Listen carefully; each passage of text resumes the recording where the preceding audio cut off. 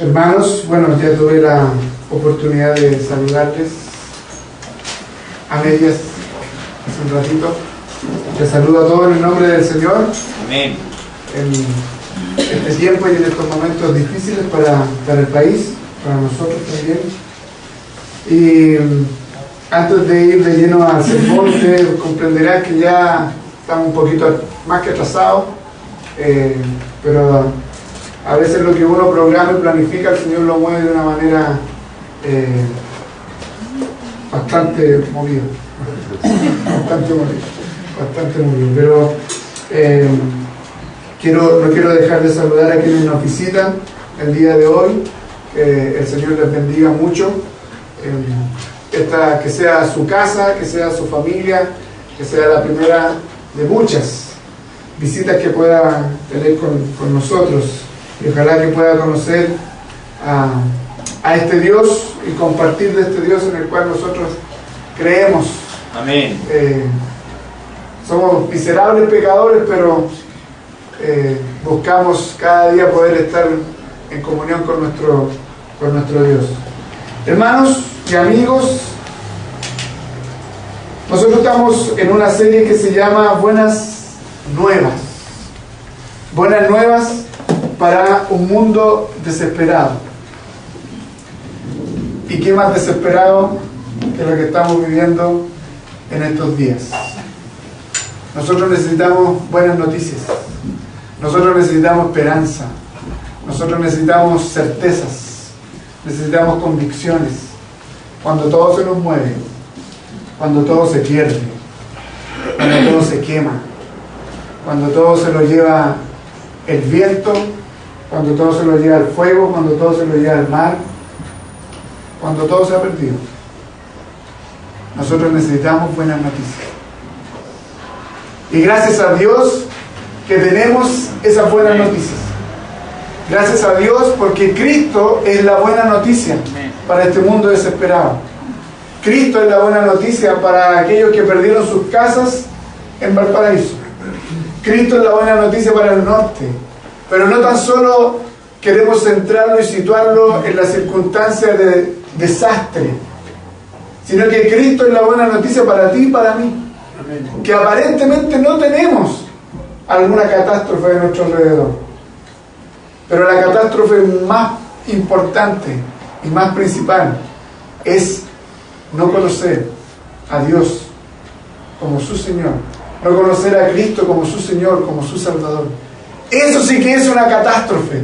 Eso sí que es estar damnificado. Amén. Eso sí que es estar con problemas. Eso sí que es estar realmente en una situación caótica. Porque aquel que conoce a Cristo puede enfrentar el tema del incendio. Aquel que conoce a Cristo puede enfrentar el terremoto, puede enfrentar los desastres, porque hay algo que lo mueve, hay algo que lo guarda, hay algo que lo cuida, hay algo que lo alienta, hay alguien que lo levanta, que lo fortalece. Ese es Cristo. Y hoy más que nunca se hace patente, y hoy más que nunca se hace necesario el poder hablar de que Cristo es la buena noticia para ti y para mí. Tu desesperanza, tu intranquilidad, tu ansiedad, tu incomodidad, tu nihilismo, tu no estar ni ahí con todas las cosas y que solo es para ti, eso es ser parte de un desastre. Sin Dios somos un desastre. Sin Dios, tú y yo somos una catástrofe. Con Cristo se reconstruye de verdad nuestras vidas y nuestros corazones. Por eso, buenas noticias para un mundo desesperado, buenas noticias para ti y para mí. Buenas noticias de lo que el Señor nos tiene a través de este Evangelio de Juan. Ustedes ya el domingo anterior vieron el capítulo 1 del 1 al 18. Y hoy vamos a ver y les pido que nos centremos en el capítulo 1 del 19 al 34. Capítulo 1 del 19 al 34.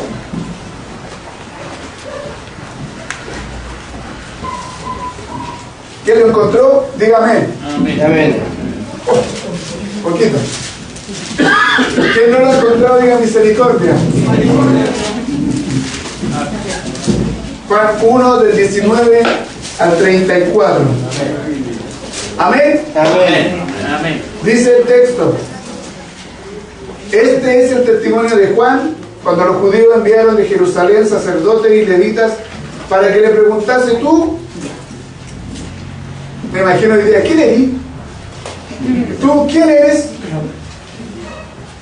Confesó y no negó, sino confesó: yo no soy el Cristo.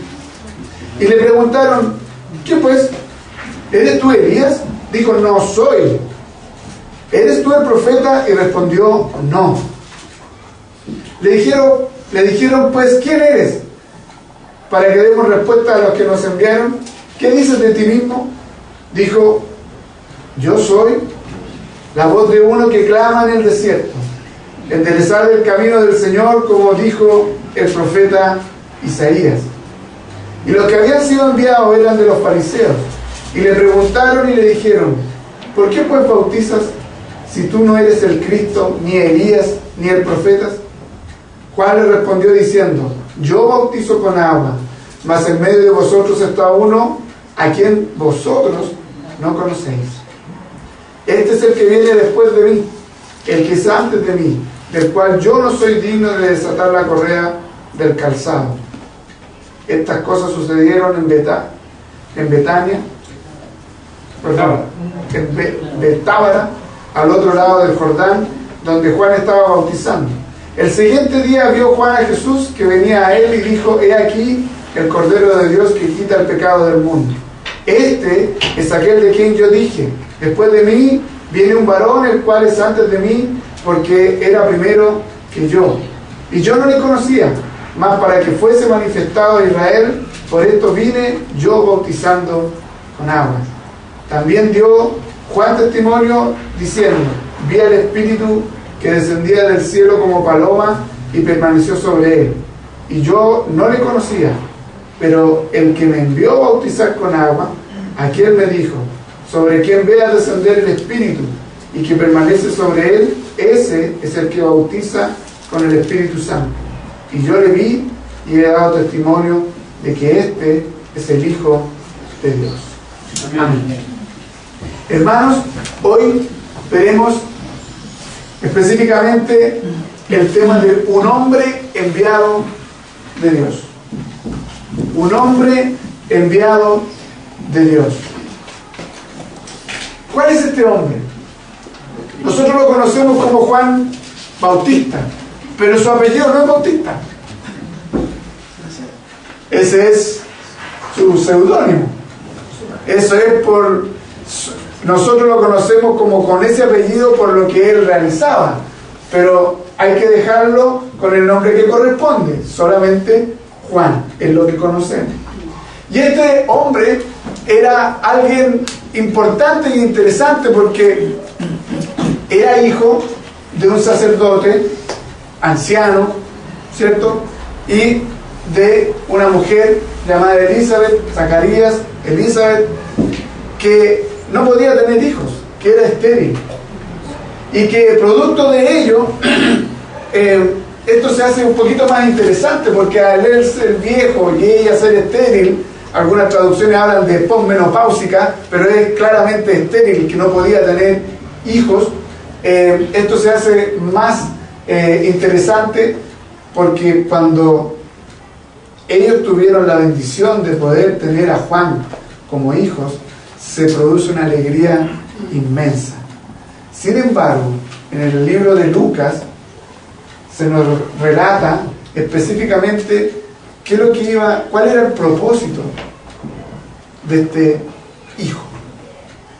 Juan no era cualquier hijo.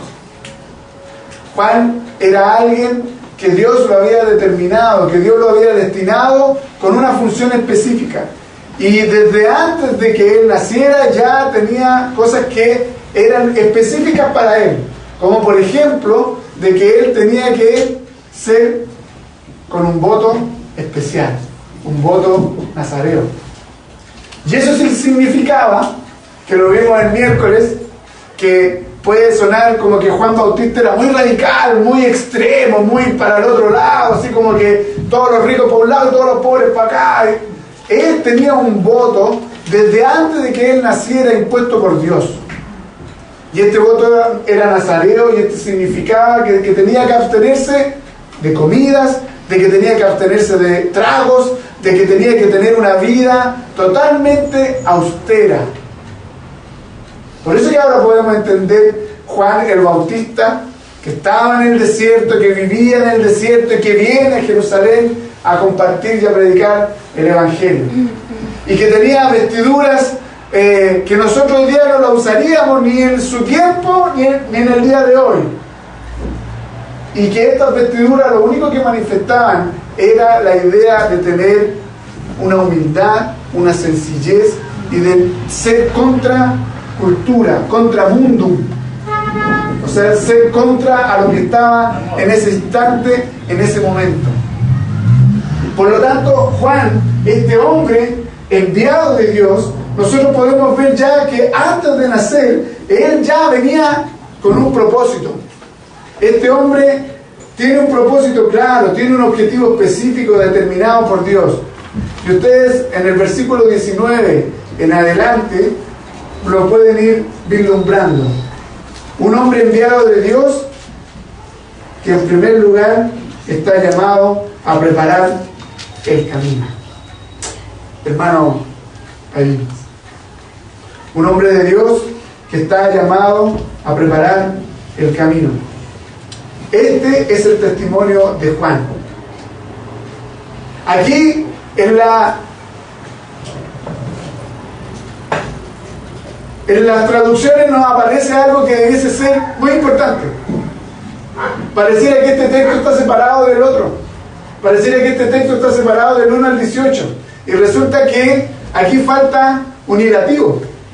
Falta la I en este versículo 19. Y este. Por lo tanto, el 18 dice: a Dios nadie lo vio, el unigénito Hijo que está en el seno del Padre, Él le ha dado a conocer. Y este es el testimonio de Juan. Cuando los judíos vieron de Jerusalén sacerdotes y levitas para que le preguntasen: ¿tú quién eres? ¿Qué es lo que estaba ocurriendo? Juan estaba predicando, pero con todo el power. Juan estaba predicando con tutti. Juan estaba diciendo arrepentido y convertido. Juan estaba teniendo esta idea que nosotros hoy la conocemos como Juan el Bautista, pero él lo que estaba haciendo era bautizando. Y vienen unos personajes, vienen los líderes del pueblo de Israel a preguntarle: a ver, cabrito, ¿quién eres tú? Porque los líderes de Israel, a cualquier cosa que les podía mover el piso, a cualquier cosa que les podía traer problemas, a cualquier persona que le podía venir a quitar lo que, entre comillas, era de derecho propio, ellos inmediatamente llegaban y lo sometían, lo callaban, lo ahogaban, lo mataban, precisamente como ocurrió con Juan, pero no nos vamos a adelantar. Entonces, ¿quién eres? Es importante, ellos necesitaban saber quién es. ¿Y qué es lo que hace Juan? Juan pudiese haber tenido una actitud déspota. Juan pudiese haber tenido una actitud media choriza, podríamos decir nosotros. Podría haber dicho: bueno, ¿qué tanto? ¿Quién soy tú? A ver, porque si tú me preguntas, yo te pregunto quién eres tú también, para venirme a hacer esta pregunta. Sin embargo, la actitud de Juan es humilde. Y lo más interesante es que es humilde porque no se habla de sí mismo. Porque él podría haber dicho muchas cosas de sí mismo. Yo soy mejor que ustedes, yo tengo una dieta más balanceada que ustedes son puros gordos de aquí por allá, y decirle un montón de cosas. Sin embargo, yo me mantengo esbelto, me mantengo atlético, me mantengo en un estado físico espectacular. Sino que él empieza a responder estas preguntas, que son preguntas de interrogatorio, que son preguntas de juicio en relación a quién eres. ¿Eres el Elías? No lo soy. ¿Eres el profeta? No lo soy. ¿Quién eres al final? Y el texto nos dice que él mismo nos responde. Y le preguntaron, versículo 21, ¿qué pues? ¿Eres tú Elías? Dijo, no soy Elías.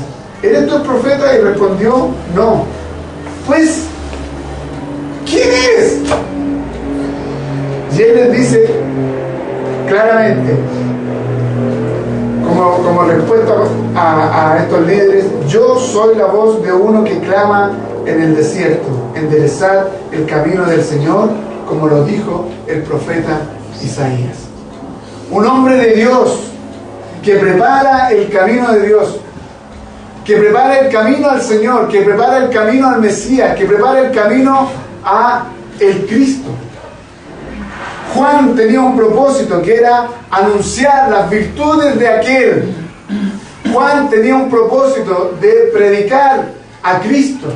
Juan tenía un propósito, un objetivo que era preparar el camino, llamarnos a cada uno de nosotros a poner atención en lo que iba a ocurrir. Y aquí cita claramente a Isaías 40, versículo 3. Aquí es interesante porque Juan, ¿qué es lo que hace? Reconoce su oficio. Juan se reconoce como el profeta que se estaba anunciando en Isaías. Juan reconoce que él tiene esta función, reconoce que él tiene este oficio, y que eso significa predicar a los cuatro vientos de que hay alguien por sobre todas las cosas, y de que ese alguien va a venir, y que va a venir a juzgar lo que nosotros conocemos a los vivos y a los muertos. De que ese alguien tiene más poder que cualquiera de nosotros y que todo el mundo junto, porque ese alguien fue quien creó todas las cosas, como lo dicen los primeros versículos. Porque ese alguien que iba a venir y que él está anunciando es quien creó todas las cosas, quien sustenta las cosas y quien hizo las cosas para sí mismo. Juan es un hombre enviado por Dios, es un hombre enviado de Dios que prepara el camino,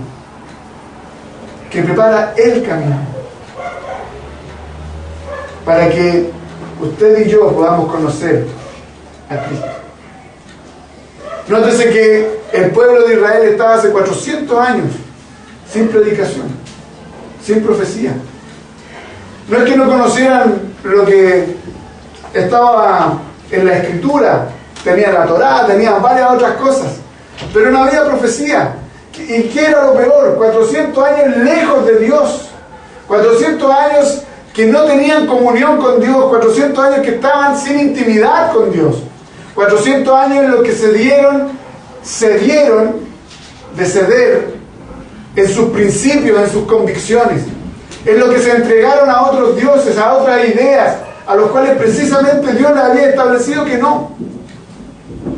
400 años en los que el pueblo de Israel estaba absolutamente apartado de Dios. En ese contexto llega este último de los profetas, que no hay otro hombre, dice la misma Escritura, como él.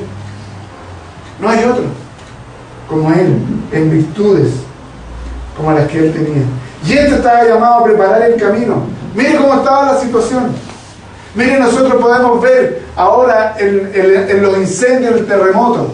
Si ustedes vieron una imagen que es la más grande del terremoto del norte, que es la carretera partida prácticamente en su mitad. Eso hay que arreglarlo, para que después puedan pasar los vehículos.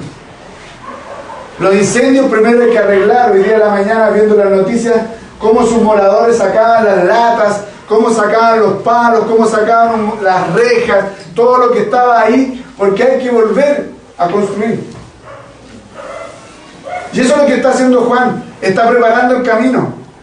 Hay que sacar aquellas cosas de nuestra vida que no nos permiten ver, que no nos permiten relacionarnos con Dios. Por eso es que Él prepara el camino, por eso es que Él es la voz en el desierto.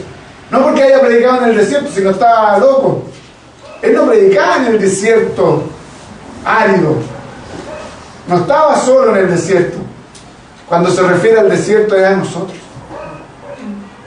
es a usted, es a mí.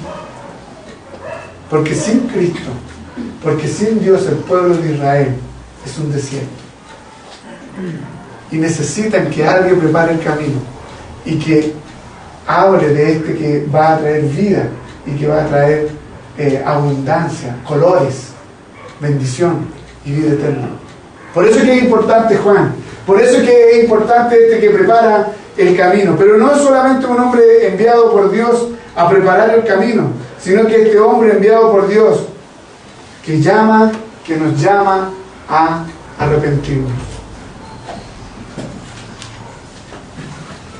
Versículo 23 dice: yo soy la voz de uno que clama en el desierto, enderezad el camino del Señor, como lo dijo el profeta Isaías. Y los que habían sido enviados eran de los fariseos, y le preguntaron y le dijeron: ¿por qué bautizas si tú no eres el Cristo, ni Elías, ni el profeta?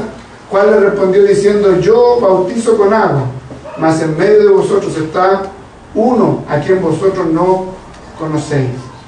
Este es el que viene después de mí, el que es antes de mí, del cual yo no soy digno de desatar la correa del calzado. Si ustedes se dan cuenta, este hombre con un propósito viene a preparar el camino, pero nos viene a llamar a que nos arrepintamos. Por eso esta idea de preparar el camino, porque hay que sacar aquellas piedras que no nos dejan caminar. Si usted tiene una piedrecilla en el zapato, ¿la saca o no? Porque molesta para caminar. Bueno, sus pecados, mis pecados, no me dejan vivir. Sus pecados, mis pecados, no me dejan entender y conocer al Dios de todas las cosas, al Dios creador de todas las cosas, al Dios que me ama, al Dios que envió a su Hijo a morir por mí, a tomar mi lugar, a derramar su sangre por mí y a resucitar de entre los muertos, para que usted y yo tengamos vida eterna, vida en abundancia. Esa pequeña piedrecilla que a usted le molesta y se da el tiempo para sacarse el zapato, o aquella espina que le entró, y usted se da el tiempo para buscar una pinza, para buscar algo, alguien que le ayude, lo saca para poder seguir, para poder estar bien. Es necesario que usted y yo confesemos nuestros pecados. Es necesario que usted y yo, que tú y yo, nos arrepintamos de nuestros pecados. Es necesario que volvamos a Cristo. Para eso está preparando el camino. Para eso nos está llamándonos a arrepentirnos. ¿Qué significa arrepentirse? Hoy en una sociedad que todos los días nos dicen: yo no tengo nada de qué arrepentirme. Se ha hecho de todo, hacemos de todo y decimos: no tengo nada de qué arrepentirme.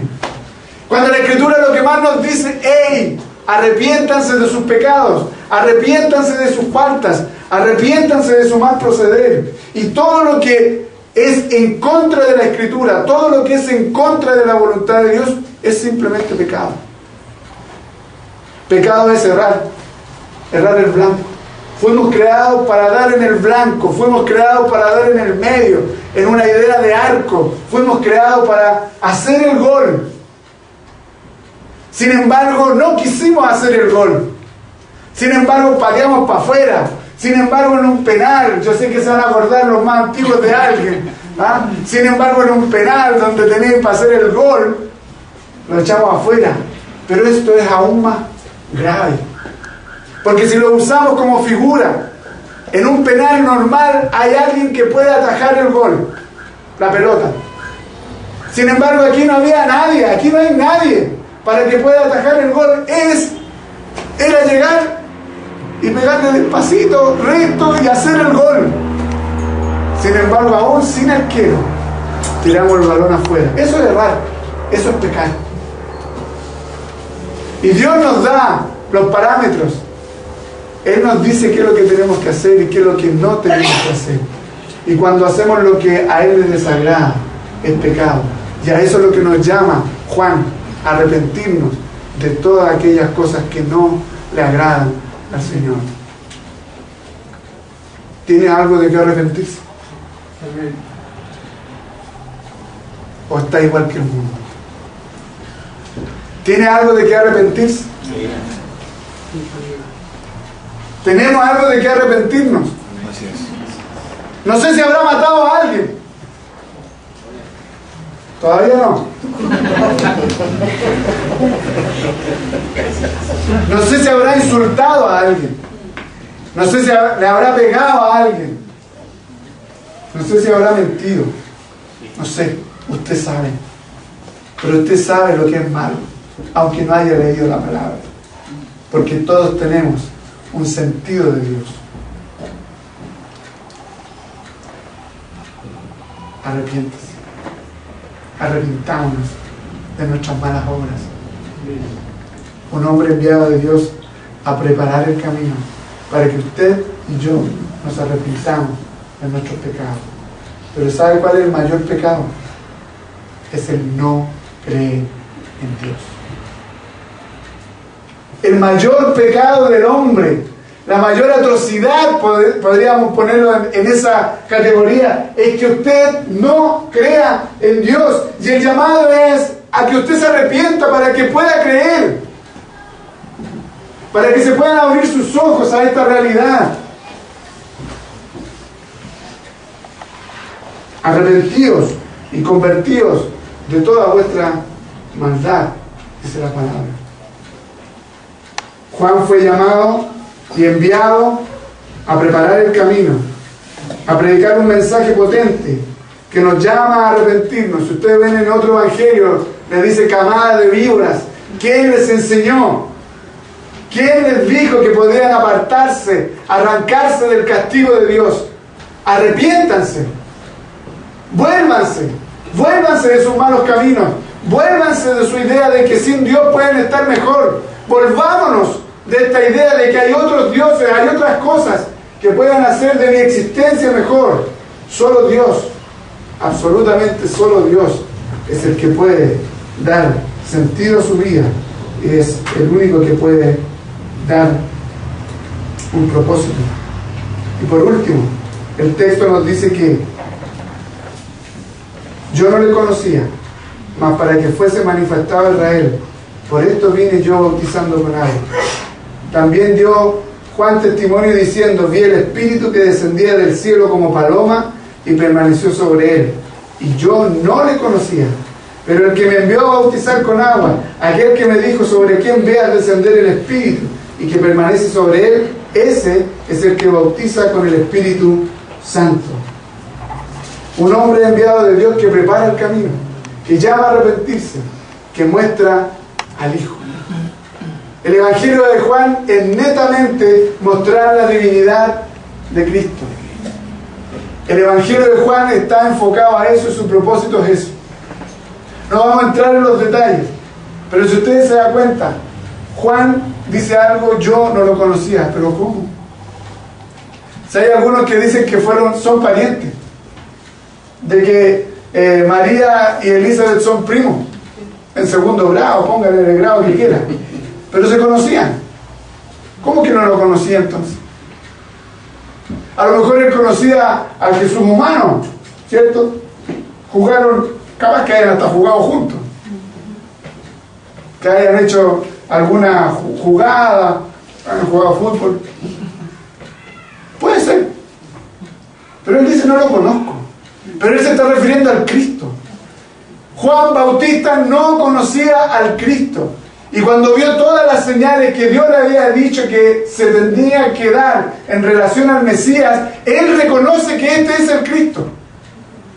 Y por eso indica a todos los discípulos y indica a todos aquellos que están a su alrededor: miren, este es, Él es el que andan buscando, Él es el que están esperando, Él es, miren. Él indica, Juan Bautista indica hacia Cristo. Si ustedes se dan cuenta, él nunca habla de sí, siempre está hablando de Cristo, siempre está mostrando a Cristo. Un hombre enviado de Dios para mostrar al Hijo de Dios, porque en el Hijo de Dios hay salvación. Este es el Cordero que quita el pecado del mundo.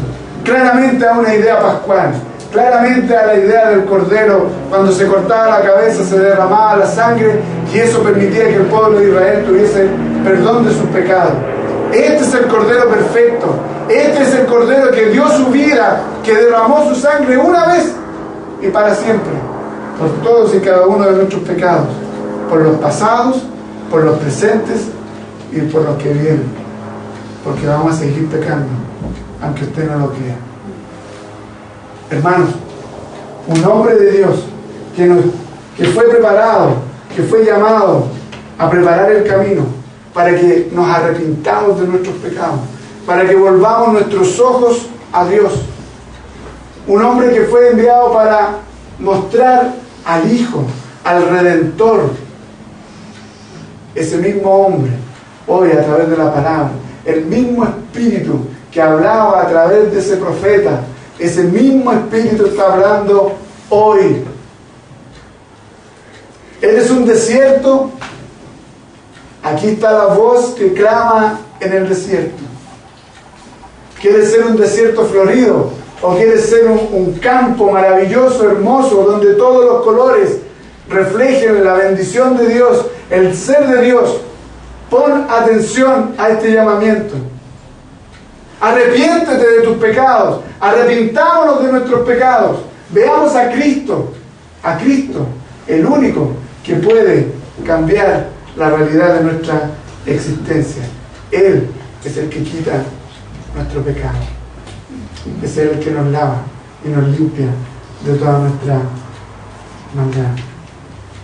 Que el Señor bendiga cada uno de sus corazones y que si tiene algo de que arrepentirse, que lo confiese delante del Señor. Aún usted que conoce al Señor, yo lo conozco, pero tengo mucho de qué arrepentirme, pero gracias a Dios que está Cristo el Señor para poder limpiarnos de nuestros pecados. Oremos. Padre, gracias por tu palabra, gracias por tu misericordia, gracias Señor porque tú enviaste a Juan a preparar el camino. Gracias Señor porque Él siempre mostró a Cristo como el Cordero de Dios. Gracias porque Él fue valiente al cumplir su propósito. Gracias porque en su tiempo, en su momento, Señor, Él predicó a viva voz el arrepentimiento no solo de judíos, sino que también de gentiles. Y eso le costó la vida, Señor. Eso le costó ser decapitado. Gracias, Señor, por su valentía.